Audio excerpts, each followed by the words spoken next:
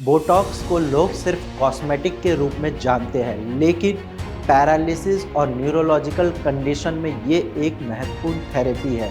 अगर आपके भी घर में किसी को पैरालिसिस है या फिर पैरालिसिस की वजह से किसी के हाथ पैर टेढ़े हो चुके हैं, मसल्स में स्टिफनेस रहती है, तो आप यकीन मानिए बोटॉक्स एक संजीवनी बूटी की तरह काम करेगा और उसके बहुत सारे फायदे होते हैं और कुछ नुकसान भी होते हैं।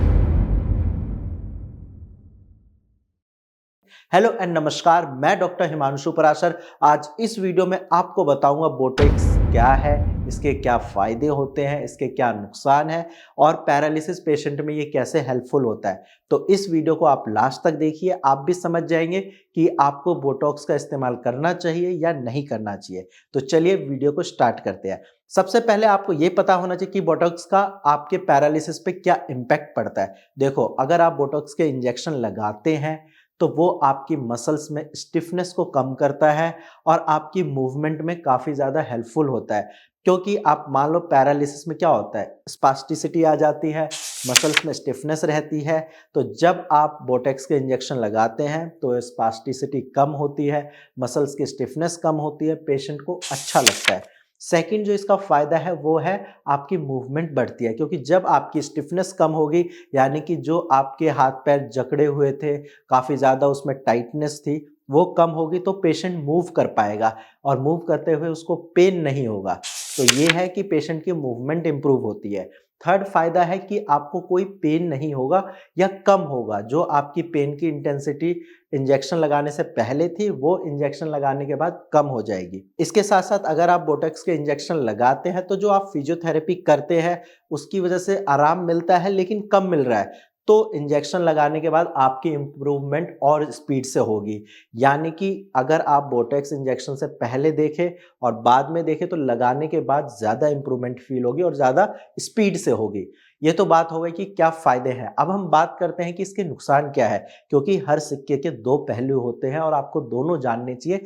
तब जाकर आप डिसाइड करिए कि क्या आपको ये इंजेक्शन लगवाना है या नहीं लगवाना है। तो अब हम बात करते हैं सेकंड पॉइंट की कि इसके नुकसान क्या-क्या है। सबसे मेन नुकसान इसका ये है कि ये पैरालिसिस को क्योर नहीं करता है। आपको आराम दे देगा, आपको इम्प्रूवमेंट मिलेगी, बट आपकी प्रॉब्लम ठीक नहीं होगी इससे। सेकंड पॉइंट है, आपको बोटॉक्स इंजेक्शन की वजह से कोई ना कोई साइड इफ़ेक्ट फ़ील हो सकता है, जैसे कि स्वेलिंग हो सकती है, पेन हो सकती है या फिर जहाँ पे वो इंजेक्शन लगाते हैं वहाँ रेडनेस हो सकती है, इन्फ्लेमेशन टाइप का हो सकता है। थर्ड पॉइंट है, ये इंजेक्शन काफ़ी ज़्यादा कॉस्टली होता है, तो इसको हर कोई अफ़ोर्ड नहीं कर पाता और ये इंजेक्शन आपको फ्रीक्वेंटली लगाने पड़ते हैं, तब जाकर इसका रिज़ल्ट दिखता है और फ्रीक्वेंटली लगाना बहुत दूर की बात हो जाती है, क्योंकि इतने पैसे पेशेंट दे नहीं पाते हैं जितना महँगा ये इंजेक्शन है। और इसके साथ-साथ इसका एक और साइड इफ़ेक्ट है कि ये परमानेंट सॉल्यूशन नहीं है, आपको कुछ टाइम के लिए आराम ज़रूर मिलेगा, बट अगर आप इसको छोड़ दोगे तो फिर से प्रॉब्लम वापस आ सकती है। तो इसीलिए ध्यान ये रखना है आपको कि अगर आपको तुरंत आराम चाहिए, कुछ टाइम के लिए चाहिए, आप इंजेक्शन लगा सकते हो। लेकिन अगर आपको परमानेंट सॉल्यूशन चाहिए, बिना किसी साइड इफ़ेक्ट के चाहिए, तो उसके लिए होम्योपैथिक ट्रीटमेंट से बेस्ट कुछ नहीं है। आप होम्योपैथिक मेडिसिन्स खाइए, आपका पैरालिसिस काफ़ी हद तक इम्प्रूव होगा। आपका जो पेन है, स्टिफनेस है या इन्फ्लेमेशन है, वो कम होगी और धीरे-धीरे करके आपको खुद भी अच्छा फ़ील होगा। और मेरा मानना है कि पैरालिसिस पेशेंट 90% तब ठीक होते हैं जब उनकी विल पावर स्ट्रांग होती है। जब पेशेंट को खुद लगता है कि हाँ, मैं ठीक हो सकता हूँ, मेरी प्रॉब्लम ठीक हो सकती है। क्योंकि पैरालिसिस पेशेंट हार मान लेते हैं।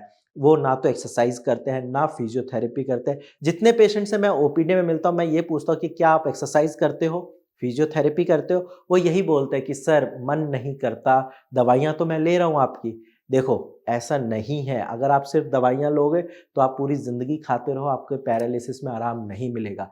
जब तक आप एक्सरसाइज़ नहीं करोगे, खुद से उठकर चलने की कोशिश नहीं करोगे, अगर कोई हैंड अफ़ेक्टेड है या किसी हाथ में पैरालिसिस है, उसको आप मूवमेंट नहीं करोगे, फिंगर्स की मूवमेंट नहीं करोगे, कोई भी डॉक्टर कुछ नहीं कर पाएगा।